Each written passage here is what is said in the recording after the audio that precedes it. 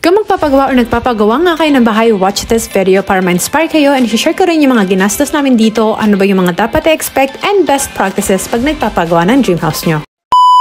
Hi mga bakla! So in this video, ito na, mag-house tour na nga ako plus sasabihin ko nga sa inyo kung magkano na nga yung nagastos namin dito sa bahay and kung ano ba yung mga best practices and dapat nyo expect pag nagpapagawa ng bahay. So first of all, ang pinakamaganda po talagang best practice is kumuha kayo ng engineer and ng architect kasi kami, nung kumuha kami, napaganda talaga yung style ng bahay namin tapos sila pa yung magde-design, yung makikita ka pang picture kung anong kalalabasan ng bahay kapag nagawa na talaga siya. Alam nyo, nagsimula po kami na may plano yung bahay namin kasi alam naman namin na hindi talaga namin siyang kayang ipagawa ng dire-diretso. Kaya nung nagpagawa kami nito talagang pakonti-konti lang. Kaya inabot nga ng mahigit 2.5 taon bago natapos tong bahay. But since meron kaming plano, kumuha kami ng engineer and architect, pakonti-konti is nabubuo, nakikita na namin yung ini-envision namin na maging itsura ng dream house namin. Kung di naman po caring kumuha ng architect and engineer, pwede na po siguro yung kahit engineer na lang. Pero kung wala talaga, siguro kahit kumuha ng kayo ng magaling na mason, keribumbum na yan. Another thing na may papayo ko po, kung may kilala kayo na magaling magtrabaho na mapagkakatiwalaan, yun po talaga yung kunin nyo kasi the best talaga yan. Kung meron kayo yung trabahador na mapagkakatiwalaan at maaasahan, yung may malasakit sa nagpapagawa ng bahay, talagang keep nyo yan. So let's continue. So the next part naman is Ali and Baby Eli's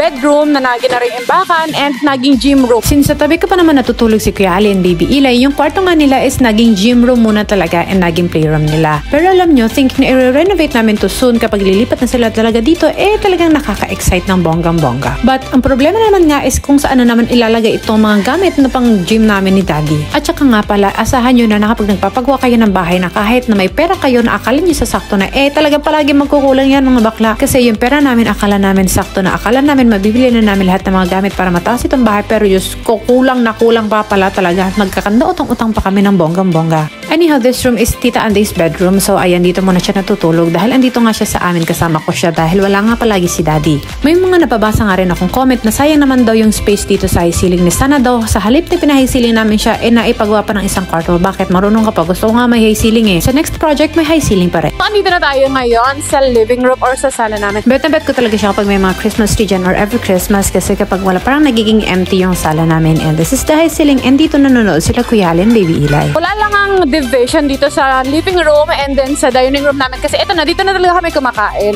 And one of the highlight ng dining room or dining table is itong mga drawing nila kay Joker, Harley, and Aslan. So si Aslan is anak ni Harley na ginawa ni Julius Punayo.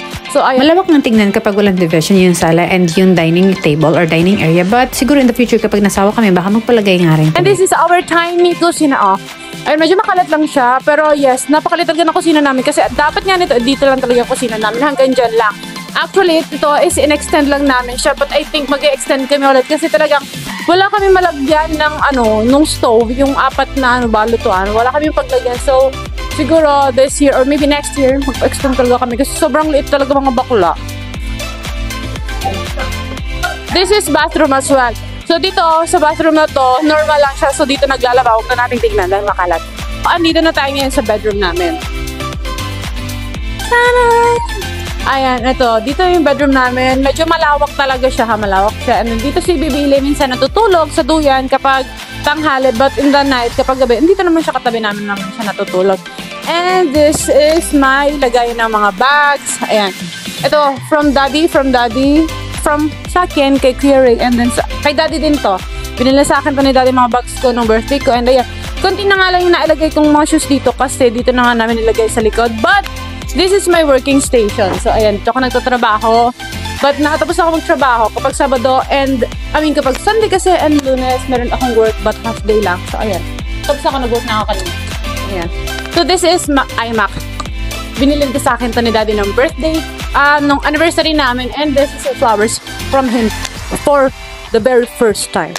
Ngayon kung nagpapagawa ka pala ng bahay, normal na may stress ka. But you know what? Kapag natapos na yung bahay mo, iisipin mo na lang, wow, ito na pala yung iniyak-iyakan ko. Ito na pala yung pinagkanda utang-utangan ko ng bahay. And talagang napaka-fulfilling ng feeling. And napaka-peaceful na iisipin mo, meron ka ng sariling bahay na yung pera mo dito na pala napupunta. And lastly, ito yung CR namin dito sa bedroom namin or sa master's bedroom. Ito yung may pinakamagandang CR talaga, but wala siyang heater. So kapag malamig ang panahon, doon nga kami sa second floor naliligo dahil yun lang yung CR na may heater. So yun nga, after 2.5 years talaga nabuo na yung bahay. Though hindi pa talaga kompleto yung mga gamit namin dito sa loob ng bahay. But at least okay na yung labas at buong bahay namin. Nung nagpasimula nga kami ng bahay, akala namin yung 200,000 pesos namin is madami na magagawa. Pero Diyos ko, siyam na poste lang talaga ang nagawa nito. So ito na nga, sa mga nagtatanong kung magkano inabot nitong bahay namin. So first of all, ang size po ng bahay namin is 8.5 by 9 meters. 2 story siya, tas lahat po yan buhos. So ang computation na ginawa namin dito is yung mga sahod namin and kasama na sa price na to yung lahat ng gamit na nagastos namin dito sa loob ng bahay. So inabot lang naman po ng mahigit 4.5 million pesos yung nagastos namin sa buong bahay kasama na lahat ng mga gamit dito. So of course hindi talaga siya maliit, but I think sulit na po talaga siya compared sa mga nagpapa-contractual.